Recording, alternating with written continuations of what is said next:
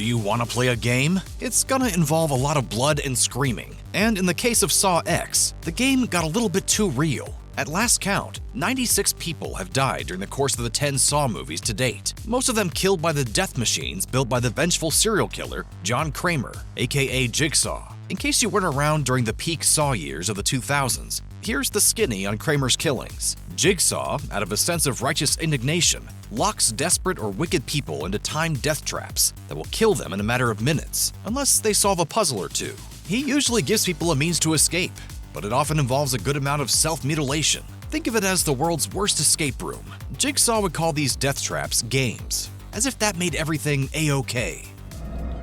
There will be blood. Saw X is currently playing in theaters, and so the franchise's body count is only set to rise further. Set prior to several of the other Saw sequels, X sees Jigsaw kidnapping several medical professionals who didn't properly treat his terminal cancer. Naturally, they will be set free from Jigsaw's industrial prison if they bleed a bunch and scream for their lives. You know, standard Saw stuff. It's probably fair to say that the Saw movies would be doubly terrifying if you happen to hear the shrieks of Jigsaw's victims coming through the wall of the apartment next door. And that's kind of what happened to Kevin Greutert, the director and editor of Saw X, and his first assistant editor, Steve Forner.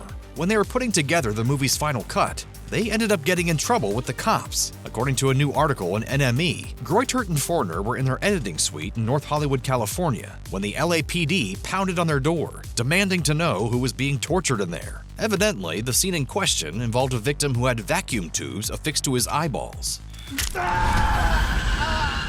The screaming depicted in the scene was apparently so intense that law enforcement was called by the neighbors, who thought all the noise was genuine, and that someone was really being tortured to death in the editing room. As Kevin Greutert said, "It must have been a pretty realistic performance. It's a pretty funny story. Plus, Steve is such a mild-mannered guy. I can only imagine the look on his face when he realized what was happening." Luckily, the cops seemed to see the funny side once they realized what was really going on, although they apparently declined the filmmaker's invitation to watch the scene itself. You've got to assume the actor involved ought to be flattered too, considering his performance attracted the attention of the LAPD. The actor who plays the man having his eyeballs sucked out is named Isan Bomhun Lee, who appears as a custodian in a fantasy sequence. According to his IMDb page, this is Lee's first film credit. If nothing else though, he's managed to acquire some serious bragging rights thanks to the realism of his screams. Still, if there's any lesson to be learned here, it might be that when it comes to editing Saw movies, it never hurts to invest in a good set of headphones. Of course, longtime Saw fans will likely recognize Kevin Greutert's name.